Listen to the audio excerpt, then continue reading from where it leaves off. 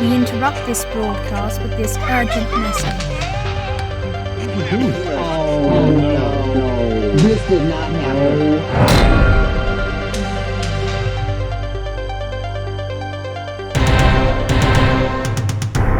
Checkalook. Welcome, everybody, to Game Hype. Thank you for joining us on this very special episode. We've got a bunch of news to get to today. I'm your host, Ryan Wolf. If you're joining us on the stream, we appreciate that. If you're checking this out in the audio form or on YouTube, also appreciate that. On today's episode, I have...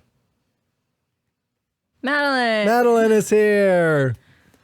Thank you for being here, Madalyn, and also my co-host, Colin Freakin Giffy. Colin Freakin Giffy's here. With some news. So, first bit of news comes to us from Cinema Blend. This is actually some Marvel news. This is going off of our WandaVision podcast. So, if you haven't listened to that, check that out. There may be some references or jokes to that episode. But Cinema Blend says Black Panther fans are launching a petition to recast Chadwick Boseman as T'Challa, or, you know, from T'Challa. Absolutely because he's no longer with us. Absolutely not. I will not be signing. I don't agree at all. I also don't agree. So let's see here. It says here the petition on change.org has over 2,000 signatures, which is not very many. Okay, here. The organizers explain their feelings as the following. So this is quoted directly from the article. As the first black superhero in mainstream comics and the MCU, T'Challa is literally black history. He was created in 1966 during the Civil Rights era to be the embodiment of positive black representation. His character was also instrumental in uplifting black female characters such as Storm, Dora Milaje, and his own sister Shuri. There is no more positive form of representation in black culture than strong black men and women supporting one another.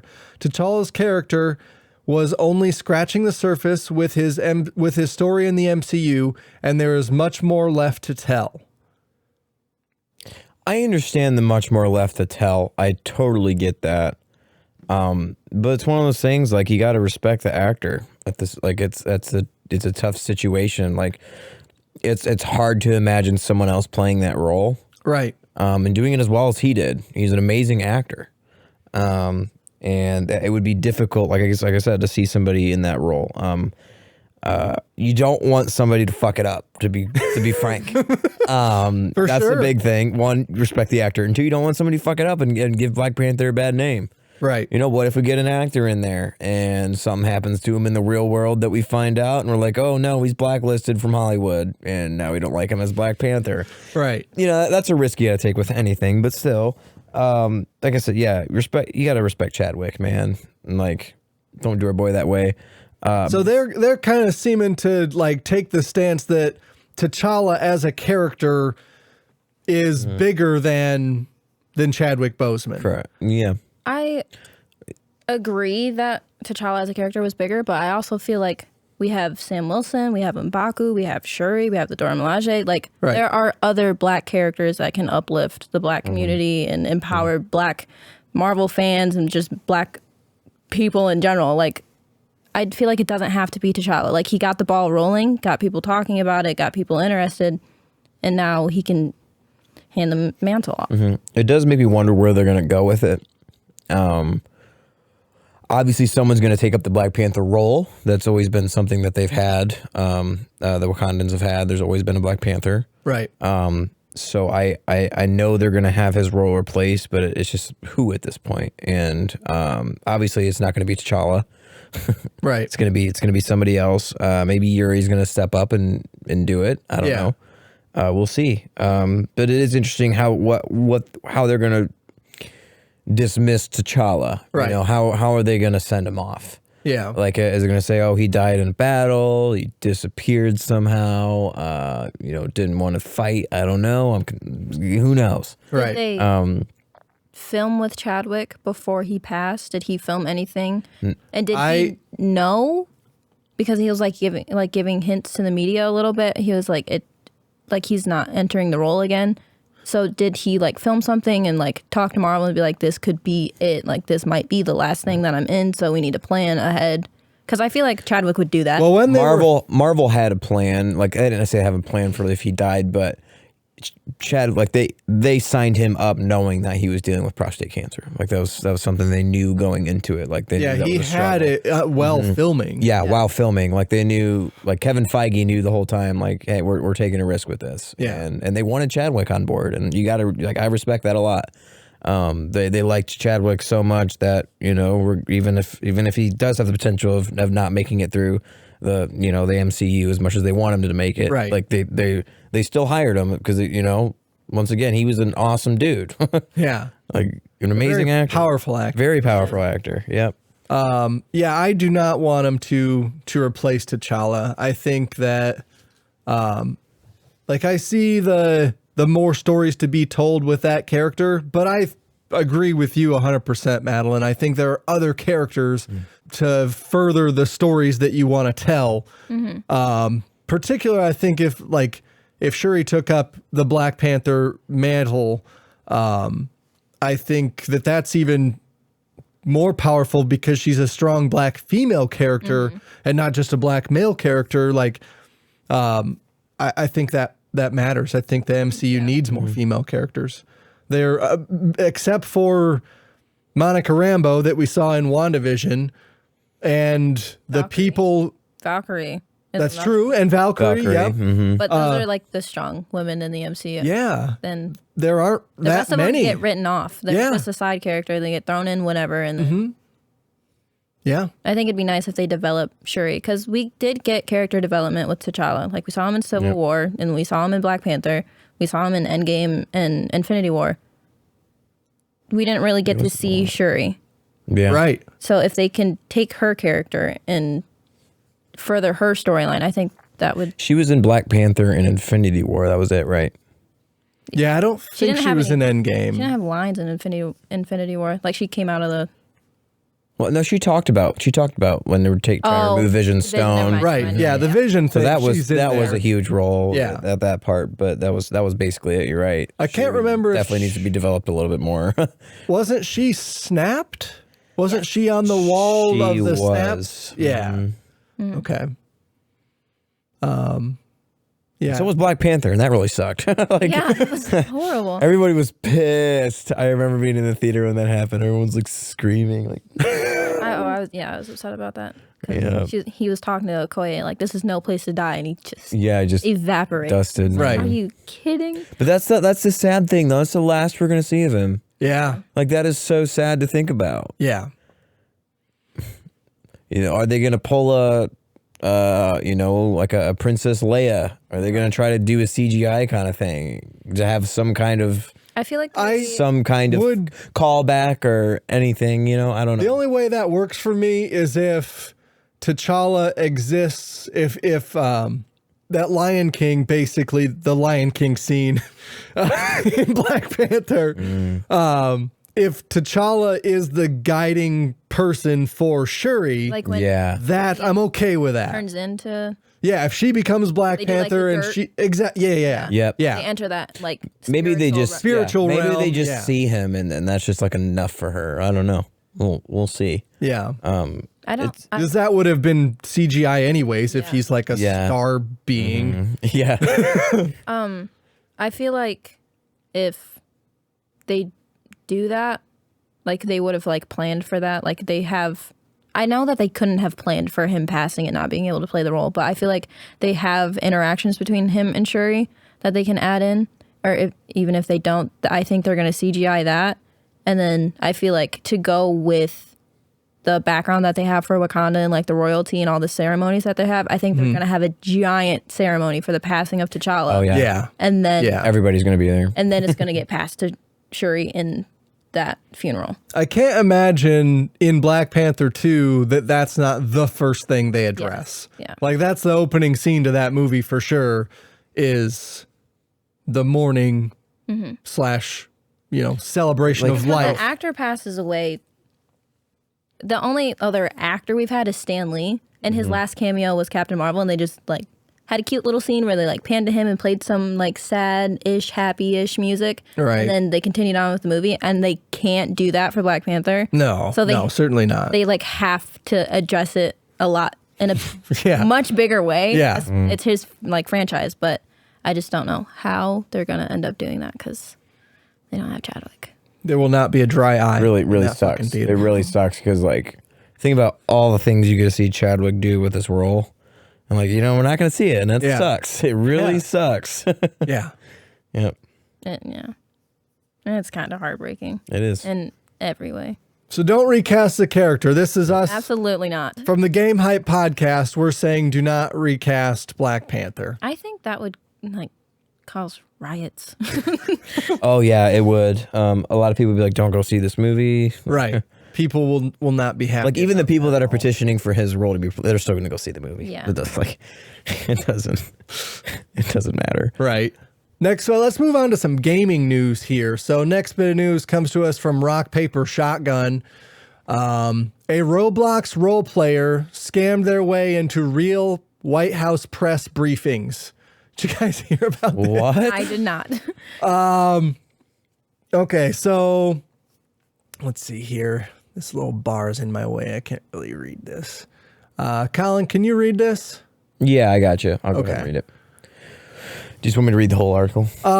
Basically, start right here. Where? So right here. Okay. According to Politico, the player behind the fictional journalist Casey Montague is a member of a political roleplay group in Roblox called NUSA, having previously played the role of fictional Secretary of State. In order to become a member of actual political happenings, Montague, I think. Montague. Yeah, probably it. Montague set up multiple social media accounts. They had a LinkedIn account and Twitter accounts for both the White House schedule and White House pool report, though both are now suspended. Montague used those accounts to post the daily schedules for the president, first lady, vice president, and second gentleman, along with pool reports on those individuals' activities during the day. Those accounts got enough of the following, including actual White House correspondents and political officials, to make them appear legitimate. Montague then began emailing press briefing questions to press aides and other press corps members.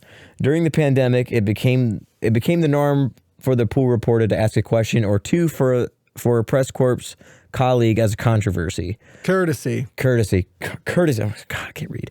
Politico explained since the press briefings currently only allows 14 reporters present instead of filling all former 49 seats. So he actually got a seat. I think it's I would assume it's a digital thing, right? Like I think Montague's success getting there. I don't think he, as a real person, right, could sneak in and be like, "Yeah, I'm supposed right." to be like here. you gotta assume. I'm Casey also, why Montague. are they doing it online. Wow, Montague had success and got their questions asked by other reporters who believed them to be political correspondents for WHS. They eventually had questions asked on their behalf about everything from COVID-19 travel bans to coming ambassadorships to Biden's reaction to Microsoft being hacked. Political say they also asked about former President Obama's level of involvement in the current administration and about presidential portrait unveilings. Wow. So he literally actually had legitimate questions for these people and got in. That is fantastic. The end of this article said, this is not the only instance of a NUSA member being mistaken for actual people or government agencies. Unlike Montague's trickery, that one appears to have been an unforced error. So yeah, Casey Montague may have not have been real, but she sure got to field some real questions to the real government. Well played, Montague. Well, she's kind of real. She did kind of do it. So how? Yeah, but they created their own persona, including LinkedIn pages and social media accounts. That's hilarious. Did they not check them? It appears that it was not background check vetted at all. Asking them legitimate questions, though, I like it. Right. Not just trolling them. No censorship there. Like, how does Roblox factor into your road plan? Like, that's what I'm confused by. So you didn't use the game Roblox at all. That's what I'm confused by. I don't think so. So this It's like it originated as a Roblox account and then expanded into all the social media things. And political LinkedIn. role play group. So Sam brings this up all the time. Like he likes to role play in Fallout or in Skyrim. Like he wants to embody that character. And I think you guys were even talking about it last week when you talked about Sea of Thieves and the role play thing. And so it'd be something similar to that, role playing in a game, and kind of made their way into having an actual journalism career in political journalism. Wow. Excellent work. Excellent work. That would be an unpaid position, I guess. Oh, yeah. I'm assuming. Should be paid now. Dang. Yeah. Yeah, for sure. Probably get a job anywhere at this point. Except for the White House, but got close. All right, this one's for you, Colin. This comes to us from Game Informer. Skyrim invades Valheim with this magic mod. Magic mod. So a mod has come to Valheim, one of Colin's recently favorite games, in which it enables Skyrim's magic. It's called Skyheim. Oh my gosh. Skyheim. It's good. That's a good name. Oh my gosh. So it provides balanced progression and a reason to get back in and slay bosses, according to the mod's creator on Nexus. Each boss drops a crafting ingredient that can be used to craft and upgrade runes that will allow you to cast a variety of spells, both beneficial and destructive. Along with boss drops, you'll also require some items that can be found in dungeons, and it's an incentive for you to seek them out. Wow. That's fucking cool. That's pretty sweet, actually. We got some screenshots here on Game Informer. Is there a shout? I don't know if it's shout so much as the magic, the spell system built into Skyrim. Skyrim and Oblivion share a lot of that same DNA of the magic that goes in there. Frostbolt. It's cool. That's fucking cool. It is pretty sweet. Oh, so it's pretty easy to install, looks like. Yeah, just a couple of steps going to... might have to do that. Might make the game a little bit more interesting. I actually stopped playing it. Did you? Got to the point where it just kind of felt a little bit repetitive. Okay. Yeah. Especially if you're playing with people and everyone's kind of just you build your city and then you're just kind of going out and fighting bosses. Like it kind of gets boring. I think it got a lot of overhype at first.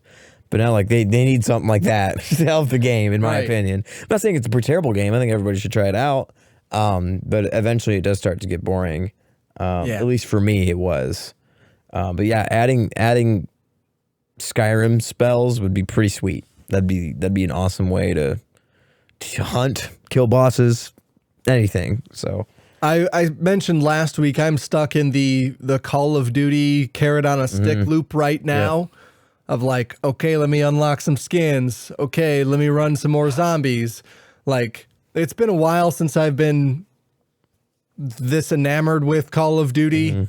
But it is that carrot on a stick thing that gets you. Oh, yeah. And I think that like you said, that's missing from Valheim. Yep. For sure. Carrot on a stick. But it's also not out yet, right? Like is it a beta? I think it's an official release. Is it an official release? I couldn't remember if this was early access on Steam or not. I think I'm pretty sure it's just an official release. Okay. Well, cool. Maybe modders can help those devs actually work this into the game. Like that seems like be pretty sweet. I don't know why they don't have it already. Like, yeah, seems like the type of game that you would have it. Like all the bosses have powers. I mean, you get some of them, but like, why not more? The more the merrier. For sure. Let's move on. Next bit of news. This comes to us from GameSpot. Epic Games is losing an absurd amount of money on exclusive games. So this, dude, I downloaded Epic Game Store. A bonkers thing. I forget I even have it on my computer. So it's not even just exclusive games. This is actually like a two-part thing. So they are losing money on exclusive games and they are losing money on the games that they give away for free. Oof. So between those two things, it says the company appears to be set to lose around $300 million for the Epic Games Store exclusive. People are getting laid off. And let's see, as spotted by PC Gamer, despite paying approximately $444 million for minimum guarantees on third-party games for the Epic Games Store in 2020, sales of all third-party games for the year amounted to about $265 million. This all came out because of the Apple and Epic lawsuit that's going on about, can Fortnite be on the iTunes, not iTunes, with the Apple iOS, Store, the App Store. Can that exist without Apple's oversight, basically? So that lawsuit is still going on. And yeah, so court documents kind of revealed the monetary statistics of the Epic Games Store, and they are just losing an insane amount of money. Wow. So when I first read this article, I thought this was for the games that they were giving away, but I must have gotten something wrong, because this is only for exclusives to the Epic Store. This doesn't even count the games they are giving away for free, which they are doing on a weekly basis. It's not on a monthly basis like Sony and Microsoft. It's a new game for 2 weeks every single week. And it's... Try out some of our games and never play them again, because you probably won't want to. Well, like... And it's some of them are older things. It's not always brand new, exclusive things. But like... Holy fuck. And a lot of times I log into the Epic Games Store just to claim those free games and then fucking forget about it. Exactly. Like I got Grand Theft Auto 5 and I've never played it. It's not installed on my PC. Like I got it for free. Cool. It's not even exclusive. No, it's not. You're right. If it was, that'd be kind of crazy. But I think they did pay Rockstar a sum of money to get, Grand Theft Auto 5 store. to be one of their games that they're giving away. And Epic came out and said they're basically operating at a loss right now because they are trying to establish a market presence. So these numbers, the article brings up here, the numbers are kind of ridiculously small when the company as a whole is valued at $17 billion last August. And on top of this news, we've got some more Epic Games news. They recently did another round of funding to help them combat Apple, and they raised an additional $1 billion in their most recent round of funding. I don't know if I have the article pulled up here, but I was just reading that. While we were on break. Well, that pays for it. And Sony, exactly. And Sony contributed an additional $200 million to Epic Games, kind of for their battle with Apple, but not necessarily for that. And Fortnite obviously continues to thrive on all platforms. The trial itself, those of you gamers that are interested in the trial itself, that kicks off on May 3rd. So this is all pre-trial stuff that is coming to light, and we'll see whether or not Fortnite ends up returning to the Apple Store or not. So, yeah. I know I'm not a huge Fortnite fan, but there are still... Like I was just texting my cousin earlier this week, and I asked him if he wanted to co-op in Far Cry at all. And he was like, "Oh no, I pretty much only play Fortnite." How can you still only play Fortnite, dude? Huh? How can you still only play Fortnite? I don't know. I played Fortnite when it first got released on Xbox, and then PUBG showed up, and that was it.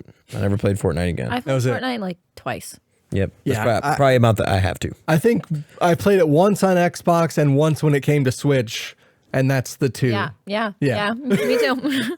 I played it on Switch and I won, and I was like, all right, that's enough for me. I'm good to go. I don't need any more Fortnite. So next bit of news here. This comes to us from Gama Sutra. CD Projekt Red CEO assures people that they are going to fix Cyberpunk 2077. So I would hope so. I think there was, I don't remember who exactly asked this. Okay, it's a recent chat with Reuters. And I think this comes in light of EA shutting down the reboot of Anthem and a couple of other, like, they didn't really, EA in particular didn't really fix a couple of the games that they released. So in light of that, they were asked whether or not they still believe in Cyberpunk 2077 as a game. And the CEO, Adam Kaninsky, basically says here, I don't see an option to shelve Cyberpunk 2077. We are convinced that we can bring the game to such a state that we can be proud of it and therefore successfully sell it for years to come. So Sony still has not brought back Cyberpunk to their store, their PlayStation store, their digital store. And I don't know that you can buy the disc version of it either, because if it's not on the store, that means that it's not getting updates, right? Like, I don't know. I don't own it on PlayStation. So if anybody owns Cyberpunk on PlayStation, let me know if your game's actually receiving updates. If it even works. Right. I'm not sure. Is it playable? I don't know. It's going to be playable, but like, I don't know. I guess it was pretty bad on PlayStation. Right. That was horrible, man. Yeah. I mean, the whole thing's a fucking tire fire. And I am glad to see them like come out and reiterate, okay, yes, we are still committed to Cyberpunk. We know it's still this fucking shit show. But they said a lot of stuff. And even the CEO said a lot of stuff pre-release and even at launch that ended up not really being true. So what do you guys think? Do they continue to work on Cyberpunk? They kind of have to, right? They have to. They already dug themselves. They dumped 8 years into this fucking game. Yeah. Otherwise, they're losing a lot of money.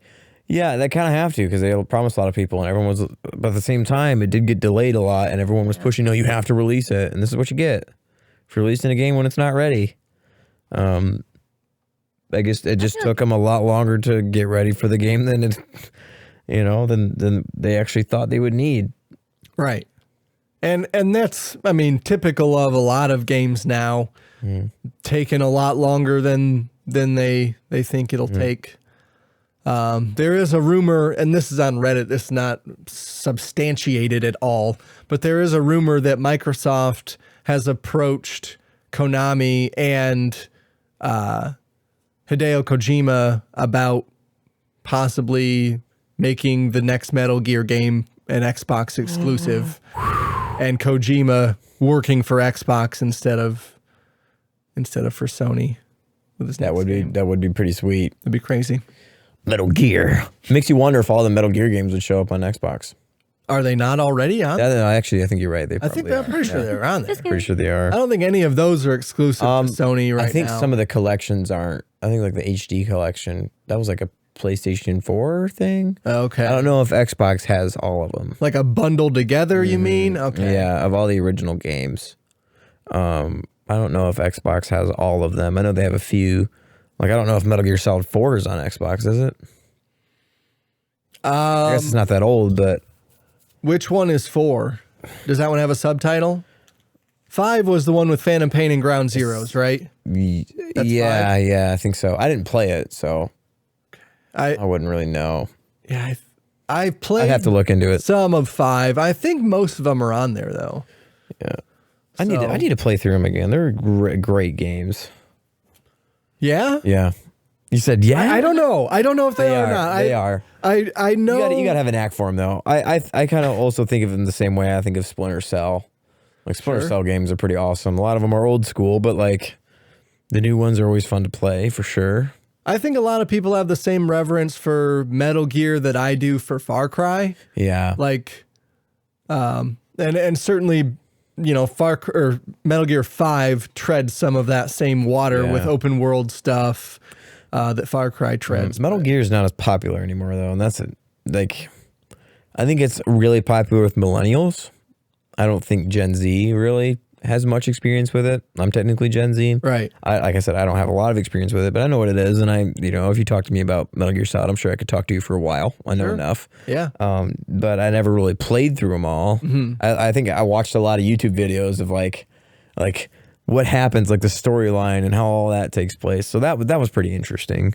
But yeah, I'd be down to see a Metal Gear exclusive on Xbox. Hell yeah. No, or not necessarily exclusive. It probably wouldn't be an exclusive, right?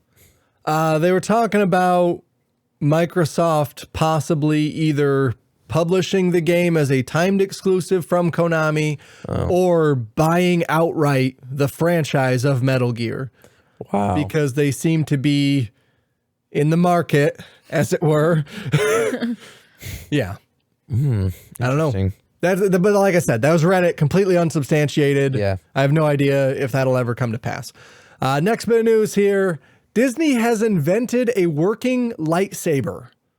I need them to define working. Okay, they talk about it, and it's basically a retractable blade, a real life retractable blade. It doesn't actually cut, So like it they're can't talking about cut a selling this. glass door It in cannot cut anything. I think they found a way to basically reflect the light, or even have like the blade inside of the saber. I don't know, but it's a retractable blade that you can. What do you mean? We've had press the button, it comes out, We've and then had it comes back in. retractable blade lightsabers for years. But like usually, you smash it in, you throw it back it's out. not like- I've done this 1,000 times.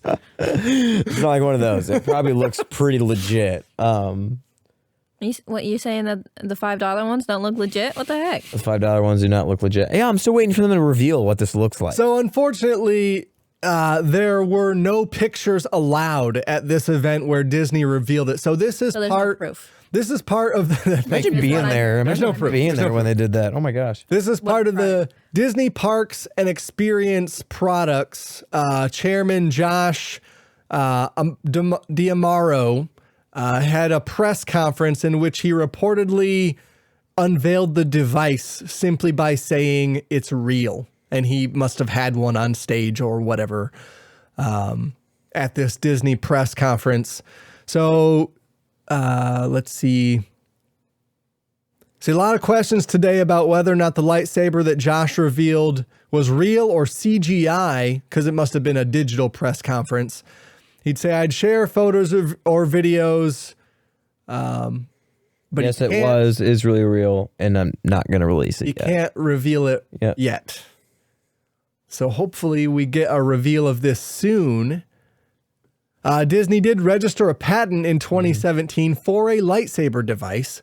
A description of the patent reads as follows: a special device for providing an energy sword effect. The device includes two long plastic semi-cylinders,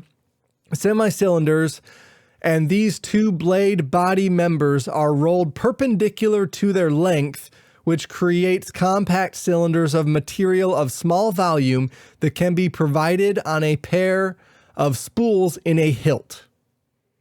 That is very technical to the description of a lightsaber. Yeah, to extend the blade, a motor provided in the hilt unrolls the blade body members from the spools. Each blade body member passes through a blade forming guideway that nests the cylindrical is a word. Cylindrical blade body members together as they leave the hilt. To retract the blade, the process is reversed. The lighting of the blade is achieved with a flexible strip of light sources. The light source strip is attached to a blade end cap and positioned in the center of the two body blade members, such that it's pulled up along with the blade body members during their extension. So I don't see any way for, like, just in my brain as knowing some things about the way mechanical shit works, like, I don't see any way for it to not be segmented. Yeah. You know, like, how do you crush it down on itself in the hilt? In the hilt, yeah, because the hilt can only be a certain size. Right. Unless it's like a Darth Maul hilt, that one I could see.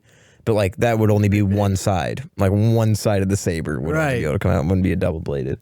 I mean, like a motorized retractable blade sounds really cool.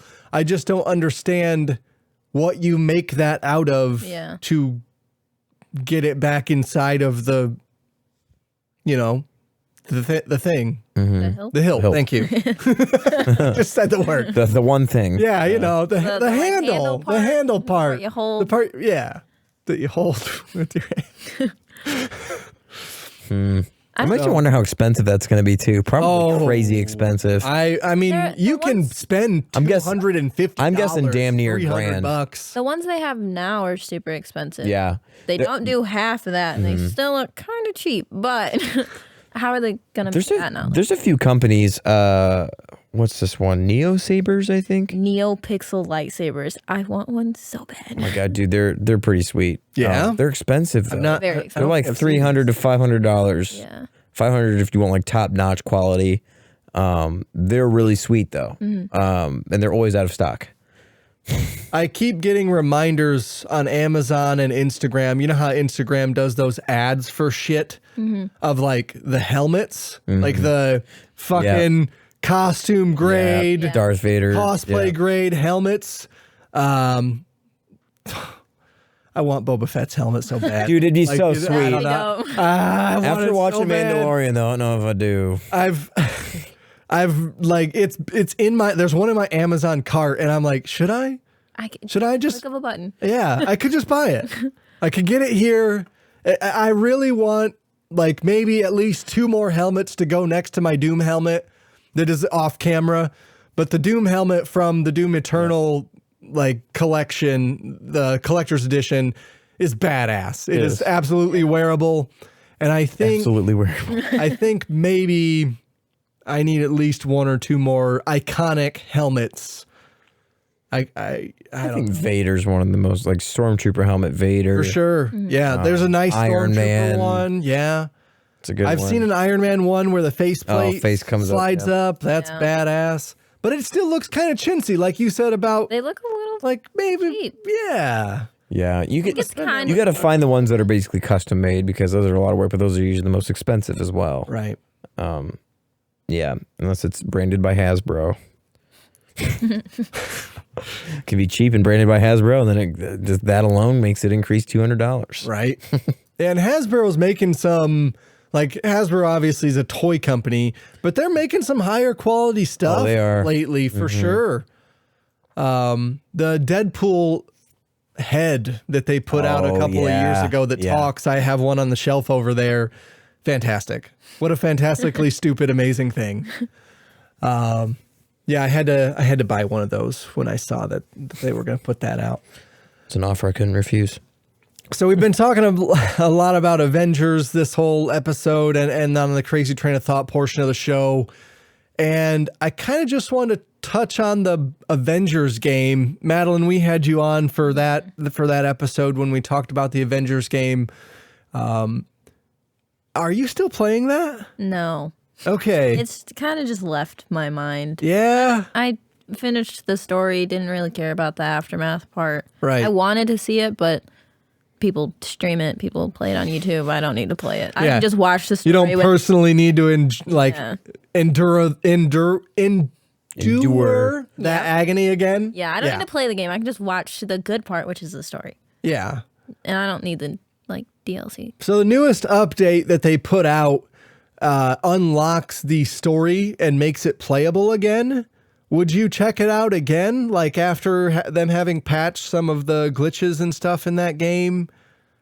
I don't know, because they patched it when it came out and it still was not good. Yeah. So, I mean, a patch isn't going to fix the way that game plays. No. Oh my gosh. At all. And that's kind of my biggest issue with it, is that it's not very fun to play.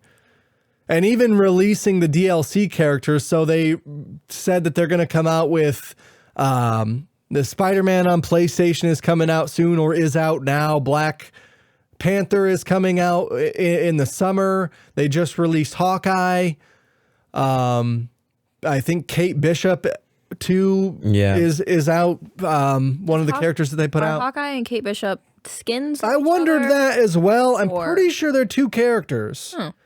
I thought maybe they'd be skins of one another, and I wondered why Hawkeye didn't come out first. Yeah. But They whatever. had a room for him on the ship or whatever, the Chimera. Oh yeah, they I'm did. surprised I remember that, but they did have a room for him.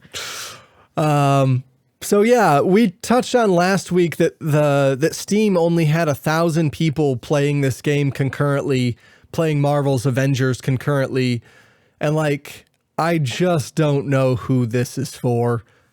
Like the DLC that they're talking about coming out with, Black Panther, like we already said, Winter Soldier, Captain Marvel, War Machine, Ant-Man, Doctor Strange, according to this Game Rant article here, coming to Marvel's Avengers. Like, how long is that even going to take? Yeah. And playing as War Machine, you're basically playing as Tony, playing as the Winter Soldier, you're playing as Cap without the shield, so you're just going to hit as hard as Cap does. Right. Which doesn't do anything. But and he doesn't even do anything unique with his arm. Like, he has super powered arm, but like he doesn't shoot lasers out of it or some shit. He still just throws punches. Yeah. Like a normal person would throw a punch.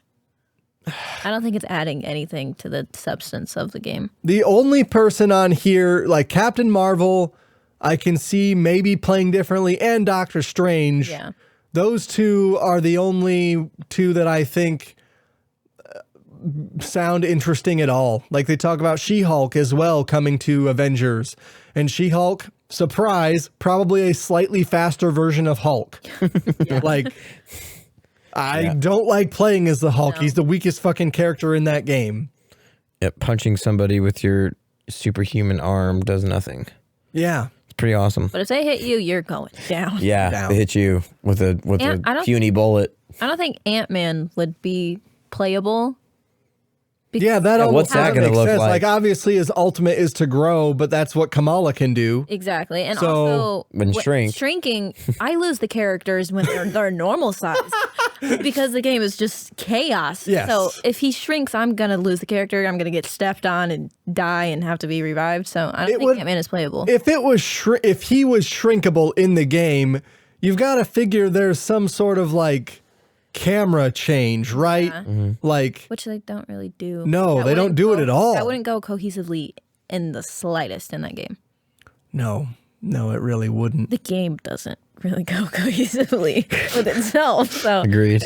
Yeah, the game continues to be rough. Like I guess if they released more story DLC, then I think I'd be in. But that's not the thing that they're doing, really. Mm-hmm. That's the only way to make sense of releasing the characters is adding more story to get them into the game. Yeah. If they're just adding the characters, you're just doing this. And I'm not sure what exactly, like, for Hawkeye that's in the game, like, does he have a fully fleshed out portion where you go and play his specific missions as some sort of story? Mm-hmm. Obviously, it's not a continuation of the main story. I don't know. It's like a separate story. The only way this works for me is if there's episodic DLC with each character release. Yeah. I think there is.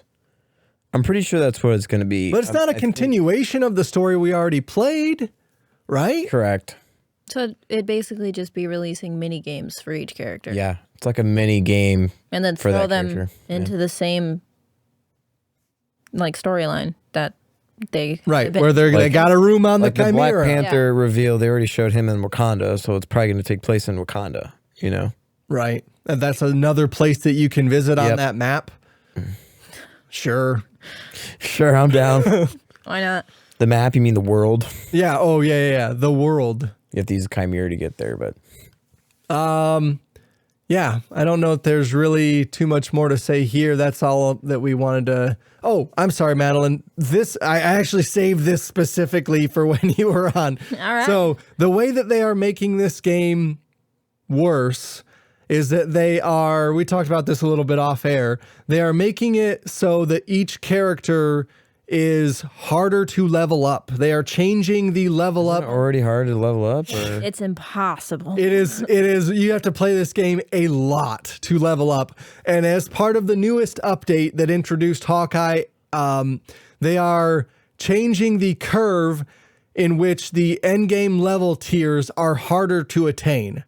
They are making the amount of XP required to get to the end game perfect. Even more difficult.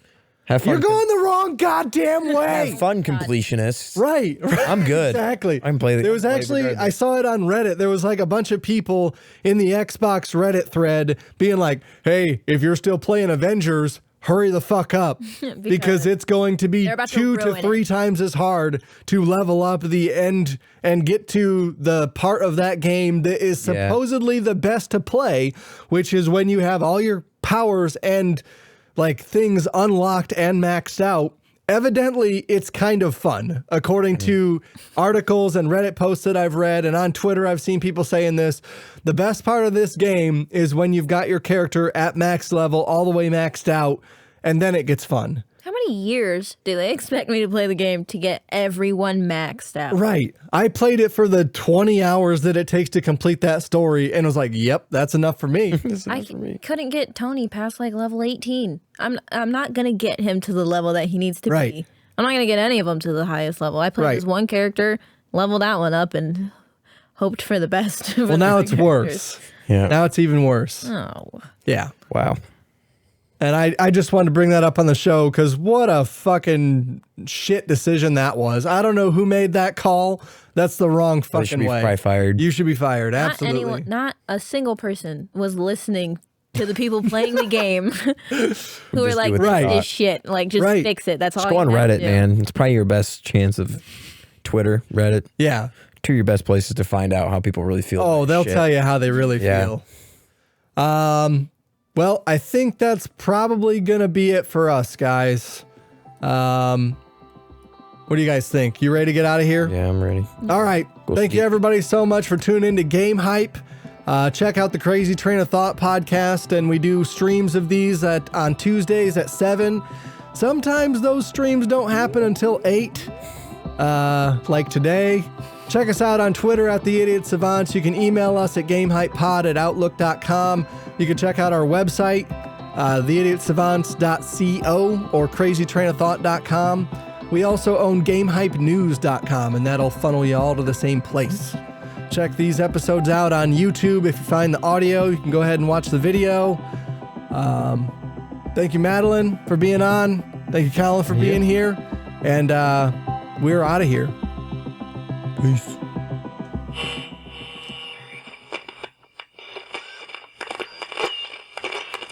That's all, folks. What the fuck? Who do you think I am, Ryan? Fucking amateur. When has my phone ever not been on silent during the stream or during the podcast? I don't think I've ever heard your phone, but definitely I have heard some people's phone. The first time I was on the podcast, I had an alarm go off that I had never set before. So that was something. That part. You hear the background? No. I never noticed that. I've never noticed that before. That is interesting. What did you call that? A marimba? Yeah, it kind of sounds like a marimba. I have no idea. It's a synth, but kind of sounds like a marimba.